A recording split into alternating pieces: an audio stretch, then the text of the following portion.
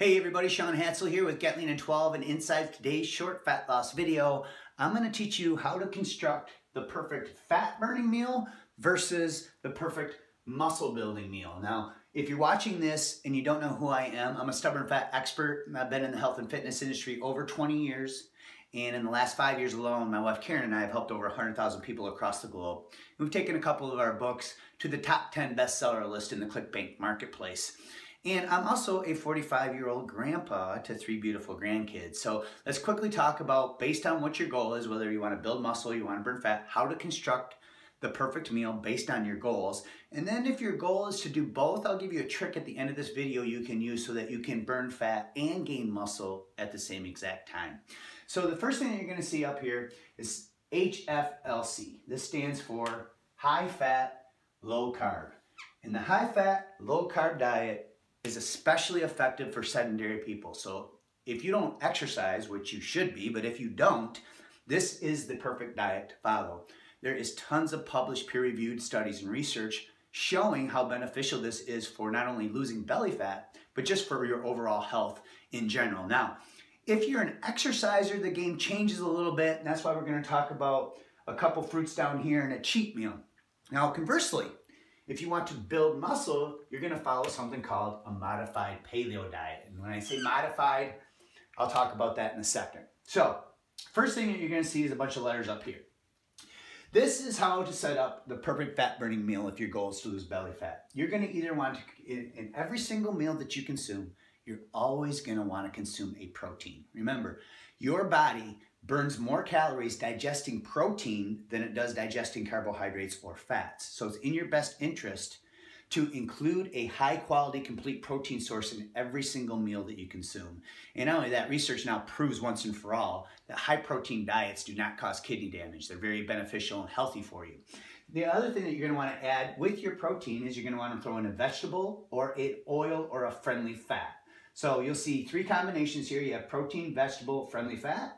You have protein, vegetable, and you have a protein, friendly fat. So any 3 of these combinations are what you're going to want to eat throughout the day, at least 6 days of the week, especially if you're sedentary. Now, if you're an exerciser and you exercise moderately about 3 or 4 days of the week, you're going to want to throw in some berries, some cherries, and some grapefruit. And then 1 day a week, you're going to want to have a cheat meal. Now, if you're at your maintenance goal and you're sedentary and you really don't have a lot of belly fat to lose, you can go ahead and have a cheat day. And what this will do is, number 1, it'll allow you to indulge and enjoy in some of your favorite carbohydrates because you're depriving yourself of carbs when you follow the HFLC. And number 2, it spikes and optimizes fat burning hormones and increases leptin sensitivity. So by having a cheat meal once a week, you're going to spike leptin levels, which is your body's #1 fat burning hormone. You're going to increase your metabolic rate, and then you're going to improve your insulin sensitivity because your body's ability to use carbohydrates for energy will be greatly enhanced from following a lower carb diet the other days of the week. The reason that we pick berries, cherries, and grapefruit is a couple reasons. Number 1, very low glycemic index. So it doesn't raise insulin or blood sugar that much, and that keeps your body in a fat burning environment. So these fruits, particular fruits, are very fat loss friendly. Now, grapefruit is one of the only fruits that's been shown to help people improve their insulin sensitivity, and people who add grapefruit to their diet versus people who don't, compared side by side with identical diets, the people who added grapefruit to their diet lost more belly fat than those who didn't have grapefruit in their diet. So that's how you construct a fat burning meal, especially if you're sedentary. Just remember, if you're active, this cheat meal is very, very important for your hormones. Now, if your goal is to gain muscle, the game changes a little bit. You're going to follow a modified paleo. So this means that you're going to follow a paleo diet, but you're going to include starches from nature, like tubers, so like potatoes or sweet potatoes or squash, and then post-workout, so after weight training days, you're going to even want to consider adding things like white rice into your plan because white rice is pure glucose. So no lectins, no fiber, but it's the perfect anaerobic fuel if your goal is to gain muscle. So again, you'll see some combinations up here. If your goal is to gain muscle, you'd have a protein, vegetable, and a starch, or you'd have a protein, vegetable, and a fruit.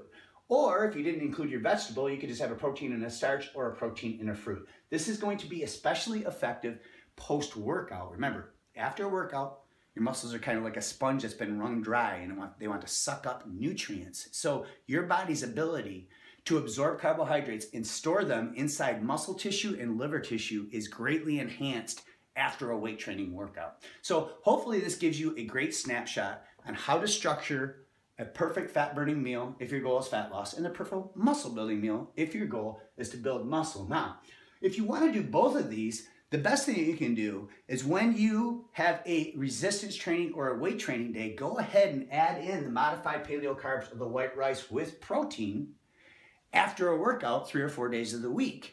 And then on the other days of the week where they're either not exercising or maybe you're doing some high intensity interval training, you would go ahead and follow these guidelines and limit the amount of fruits that you have. And what this will do is it'll allow your body to access more belly fat on those days. So you'll have high intensity cardio days where you're burning fat, and then you'll have weight training days where you're building muscle and adding more carbs back into your diet. So that's how you can do both. Now, if you like this, make sure you share it and make sure you hit the like button. And as a gift for watching this, I want to make sure that you're exercising the right way based on your age category. So I put together a free report called the Over 40 Stubborn Fat Sequence.